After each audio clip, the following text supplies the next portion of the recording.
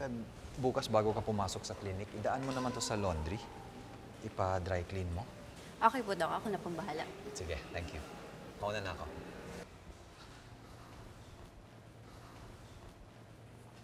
Miss.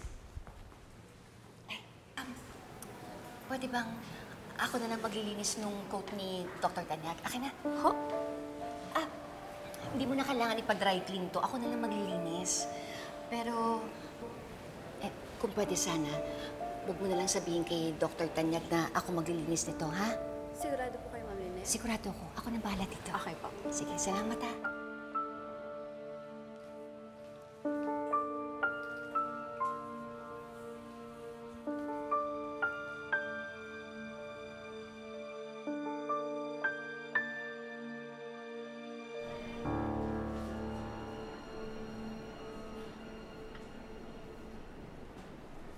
Grabe naman pala yung naging desisyon ni Doc RJ tsaka ni Tita Lynette.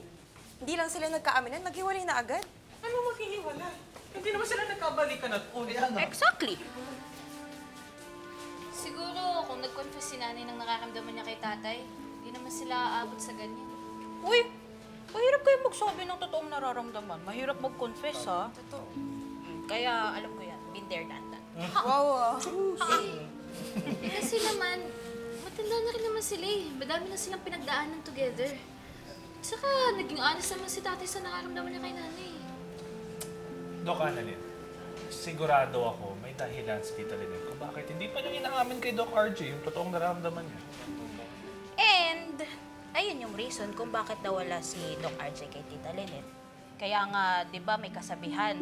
Tsaka mo lang marirealize ang kahalagahan ng isang tao kapag nawala na sa'yo. Oo. Kaya kayo. Oh. Pagka may nararamdaman kayo kahit ano, masakit sa nyo, masakit ulo nyo, na-anxious kayo, at lalo na in love kayo, sabihin nyo na agad kaysa magsisi kayo sa huli. Eh, parang Diba? ako pala. Pag may nararamdaman ako, sinasabi ko agad. Oo, ako din. Ay, ikaw din? Kaya ako nga niligawan si Doc Annalyn eh. Kaya pala nabas. Kaya sinabas. You know, I'm just so blessed and grateful na dumating ka sa buhay ko. Thank you. Thank you din, Doc.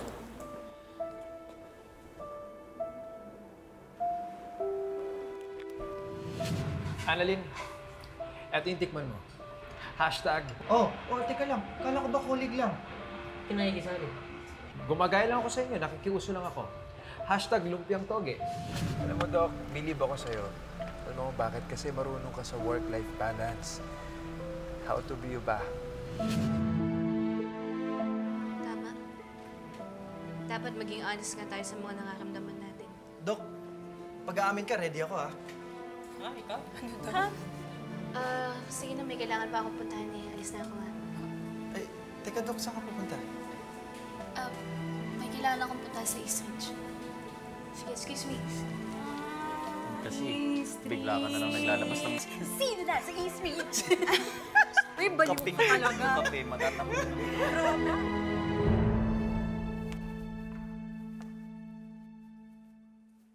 RJ.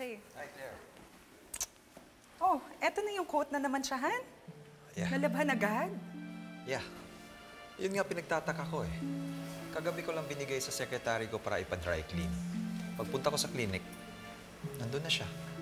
Ang importante, wala na yung mancha. And it looks new, ha? Ang galing ng pagkaka-dry clean. Well, lagay ko lang muna to sa office. I'll see Okay. you later, okay? I'll see you later. Sige.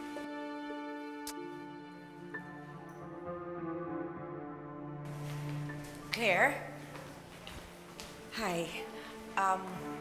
Gusto lang mag-sorry sa'yo sa nangyari sa atin kagabi. Nadala lang talaga ako ng mga emotions ko para sa kapatid ko. Are you really sorry or you have other reasons for doing it? Claire, sinabi ko naman sa'yo, wala naman akong gusto kay Dr. Tanyag eh. Kaya nga nandito ako sa harap mo at humihingi ng tawad. Dahil hindi ako ang dapat mong pinag-iisipan ng ganyan kung hindi si Lynette. Morgana, kahit anong paninira mo kay Lynette, hindi na uubra sa akin yan. I am not buying it. Kahit sabihin ko sa'yo na si Lynette ang naglaban ng coat ni RJ, nakita kong magkausap kahapon ng secretary ni RJ at si Lynette. Ang sabi niya, siya na daw ang maglalaban ng coat at wag na raw sabihin kay RJ. Which means, isa lang ibig sabihin nun. Pabida si Lynette. And her love language is act of service. So, mahal pa rin niya si RJ. Alam mo, mag-iingat ka dyan kay Lynette. I wouldn't trust that scheming snitch. Expertise niyang mang-agaw at manira ng relasyon. She did that to my sister. Kaya hindi imposibleng gawin niya yun sa'yo. I'll go ahead. And I'm sorry again.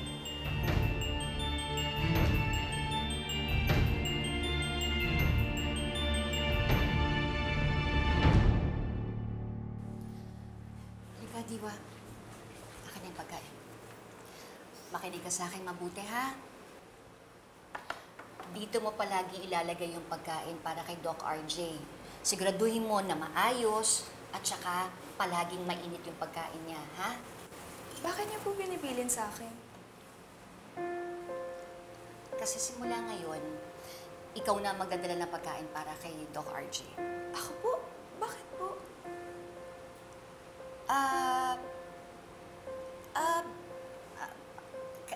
Kasi yun yung makakabuti para sa lahat. At saka, magiging busy rin kasi ako eh, kaya hindi ko na ito magagawa. Ha? Ganyan. Iwan mo lang siya dito. Teka. Diwa, hindi ka pa nasabihan ng Tita Josa mo? Na ano po? Pagdating kasi sa spaghetti, hindi ganito yung gusto ni Doc RJ eh. Sorry po, Tita Lynette. Hindi ko po kasi alam. Balik ganito na lang. Ibalik na lang natin ito sa cafeteria. Tapos magluluto na lang ako ng panibagong spaghetti. Kasi ang gusto ni Doc RJ sa spaghetti, yung walang hotdog. At saka konting-konti lang yung cheese. Sa katunayan nga, sauce lang. Pwedeng-pwede na sa kanya yun eh. Gustong-gusto na yung spaghetti na yun. Pero yung ganitong sauce, kasi tinan mo, oh, malabnaw. Parang wala ngang sauce eh. Kaya ulitin na lang natin, ha? Kilala niyo po talaga si Doc RJ, Tita Lynette, ha? Oo nga, Lynette. Kilala mo nga si RJ. Hindi mo na nga kailangan gawin yan para sa kanya eh. Why are you still doing this for him? Wala na kayo pero pinagsisilbihan mo pa rin. Dinadalhan mo ng food every day. Inaasikaso. Daig mo pang asawa.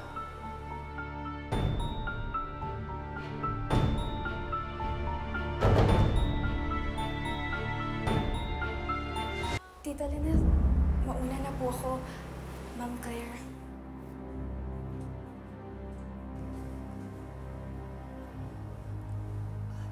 Claire, wag mo sanang mamasamain tong ginagawa ko para kay RJ.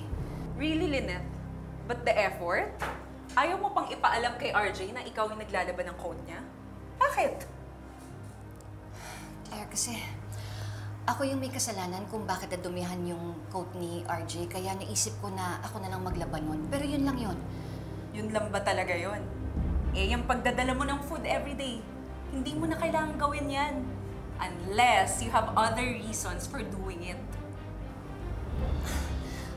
Bakit ano pa bang pwedeng ibang dahilan? Bakit hindi mo tanungin yung sarili mo? I bet you know the answer to my question. Ginagawa mo yan dahil may feelings ka pa sa kanya. Ginagawa mo yan dahil mahal mo pa si RJ.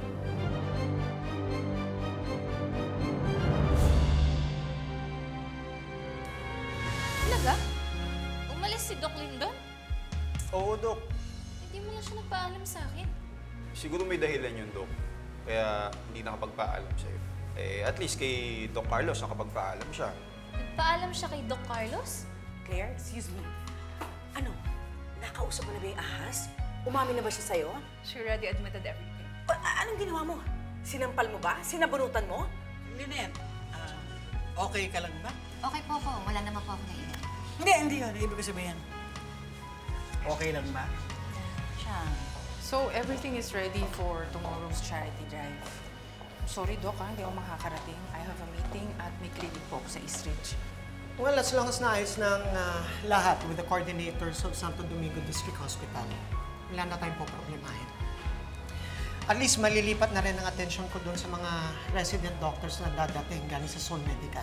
Anong oras ba ang dating ng mga residente? Anytime.